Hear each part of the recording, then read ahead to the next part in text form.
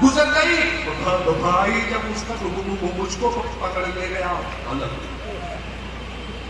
अच्छा, एक शेर में कुछ शायरों की हकीकत ये कि दो पार्ट के में बीच में ऐसा फंसा थे बस, दो पार्ट के में बीच में ऐसा फंसा थे, दो पार्ट के में बीच में ऐसा फंसा थे बस, बीवी अलग है पीसी लूंगा लगा। अरे भाई मेरा मेडिकल स्टोर के पास मैंने कहा, अरे भाई मेरा मिनिस्ट्री टंकी के पास नहीं, अरे भाई मैंने भाई साहब आप लड़ने कर जाने कुछ बोलिए तो पहले बोल में तो दे। कहने लगा कि मैंने भाई साहब बोलना सच्ची में नहीं, अरे भाई मालूम नहीं। तो ये परेशानी आती है हकले के साथ, तो इसलिए ज्यादा परेशानी इस वजह से। अच्छा, एक साहब हमला के बोलते तो उनकी शादी हुई, तो शादी की पहली रात जब वो कमरे में पहुंचे तो उनकी वाइफ जो थी घूंघट निकाले बैठी थी बेड के ऊपर। करीब पहुंचे बैठ के, पहले तो बैठने की इजाजत मांगने लगे, कोई जवाब नहीं मिला तो वो खुद ही बैठ गए और बैठ के वो फिर घूंघट हटाने के लिए कहने लगे अपनी वाइफ से। क्या सिचुएशन थी हकले से, क्या पहले बैठने की इजाजत मांग रहे, उनसे पूछा, करीब पहुंचे उनसे पूछा कि अरे भाई तुम कहो तो बैठ जाओ। कोई ऐसा नहीं हुआ, कोई जवाब नहीं मिला। फिर कोशिश की कि अरे भाई तुमको बैठ जाओ। जब कोई जवाब नहीं मिला खुद ही बैठ गया, कहने लो अब घूंघट हटाने के लिए कहने लगे अपनी वाइफ से कि अरे भाई ये तो हटा दो। कोई असर तो फिर कोशिश की कि शायद इस बार कोई असर हो जाए कि अरे भाई हटा दो। घूंघट के एकदम अंदर से आवाज आई कि तू भी हटा देते। क्या लगा कमाल हो गया, तुम तो मेरी बहन नहीं। अच्छा, ये जो लतीफे सुनाए सी इस वजह से कि मैं वसीम साहब को मेरे एक दोस्त से अकला के बोलता हूँ कि उन्होंने इश्क किया एक लड़की से, और जब इश्क चला जली शम्मा हुआ परवाना का खून, इतना लिल्लाहि व लिल्लाहि राजिऊन।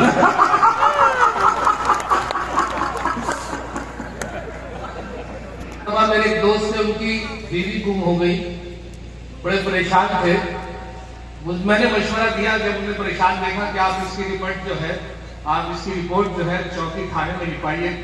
नहीं, पुलिस में लिखवाऊंगा। तो मना किया तो मुझे अच्छा नहीं लगा। मैंने कहा पता नहीं क्या बात है, क्यों नहीं लिखवाओगे। तो एक मरतबा मेरी मोटरसाइकिल चोरी हो गई थी, पुलिस वालों ने 2 महीने चला के दी।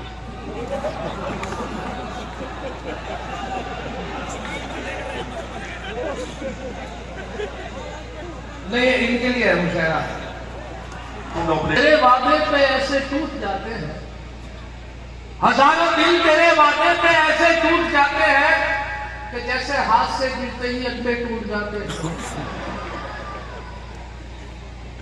और खड़ा रहता है दीवाना तेरे वादे पे यूं अक्सर, खड़ा रहता है दीवाना तेरे वादे पे यूं अक्सर, तमन्नाएं जमा रहती है, घुटने टूट जाते हैं।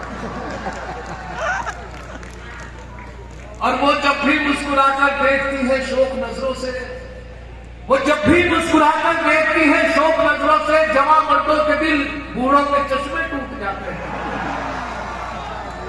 वो जब भी मुस्कुराकर देखती है शोक नजरों से, जवां मर्दों के दिल बूढ़ों के चश्मे टूट जाते हैं। और अभी अगर हमें भी एक शॉल मिल जाती तो सर्दी कम हो जाती है हमारी, लेकिन हमें तसल्ली करनी पड़ी कि कम से कम लिफाफा तो मिलेगा। गैरों को सदा अपना बनाता है लिफाफा, अनजान से पहचान कराता है लिफाफा। आ जाती है बेजान कागज में भी एक जान, आ जाती है बेजान भी कागज में भी एक जान, जब उस जान के हाथ में आता है लिफाफा। बस दम से निकल जाता है शायर का उसी दम, हल्का उसे जिस दम नजर आता है लिफाफा। बस दम सा निकल जाता है शायर का उसी दम, हल्का उसे जिस दम नजर आता है लिफाफा। और मैं जब हाजिर हुआ तो मेरे साथ कहीं ना कहीं कोई ना कोई झंझट हो जाता। मैं ट्रेन में सफर कर रहा था तो ऊपर की बर्थ मिली हुई थी, नीचे खूबसूरत लड़का लड़की बैठे हुए थे, आपस में गुफ्तगू कर रहे थे। मैंने ऊपर लेटा हुआ था, जागा हुआ था, तो मैंने भी उनकी गुफ्तगू सुनी। तो लड़की लड़के से कह रही थी कि अगर मौका लग गया तो तुम मेरे साथ शादी कर लोगे। लड़का बोला अगर मौका लग गया तो फिर शादी की क्या जरूरत है।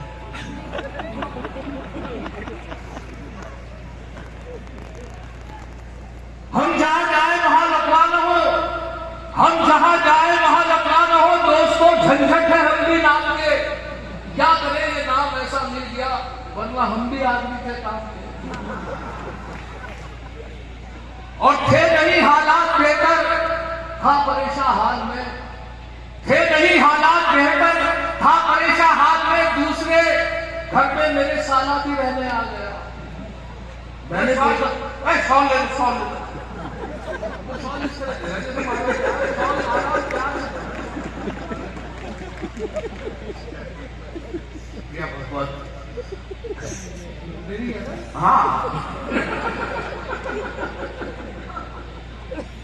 थे नहीं हालात बेहतर, था परेशान हाल में। दूसरे साला भी मेरे घर में रहने आ गया। मैंने बेगम से कहा भाई को रुखसत कीजिए, पूरी माह की तनख्वाह 15 दिन में खा गया। बोली बेगम इसमें ये के बाजार से कुछ ले आइए। और मैं बाजार से ई रिक्शा लेकर आ गया, और मैं बाजार से ई रिक्शा लेकर आ गया। और दोस्तों ये भी देखे मुशायरे की मजबूरी होती है कि कहीं कहीं जब फहरिस्त लंबी होती है तो फिर भी सिफारिश से कोई ना कोई आदमी किसी भी लड़के को फिट करने की कोशिश करता है। एसडीएम साहब का हुक्म था, उनके पास एक उनका भतीजा था कि साहब ये जरूर पड़ेगा। मजबूरी भी करनी ना क्योंकि एसडीएम साहब का हुक्म था। तो शायद नहीं था, पूरे दिन उसने इतने पर्चे और इत्तेफाक देखे वो जब जिस पैंट में पर्चा था वो जब कोटी में ही भूल आया, जिसमें पैंट में था वो दूसरे कपड़े पहन के आया। तो लेकिन उसे इस बात का एतमाद था कि शायद मेरी जेब में। अब क्या कैफियत थी, नदीम साहब ने उसका नाम अनाउंस किया, माइक पर आया, मतला पड़ा। मतले का पहला मिसरा बोला, जो पहला मिसरा था वो बहुत याद था, दूसरा भूल गया तो तलाश की नहीं। क्या कैफियत थी मुशायरे की, मैं भी था, आप मुझे बहुत आपको भी बताए थे। आगे खड़ा हुआ, उसने पहला मिसरा उठाया, तलाश किया, पर्चा नहीं मिला। देखिए उसकी ज़हारत और उसका दिमाग कितना हाजिर दिमाग था। उसने पहला मिसरा, जली शब्बा हुआ परवानों का खून, जली शब्बा हुआ परवानों का खून, जली शब्बा हुआ परवानों का खून, जली शब्बा हुआ परवानों का खून। इन्ना लिल्लाहि व इन्ना इलैहि राजिऊन।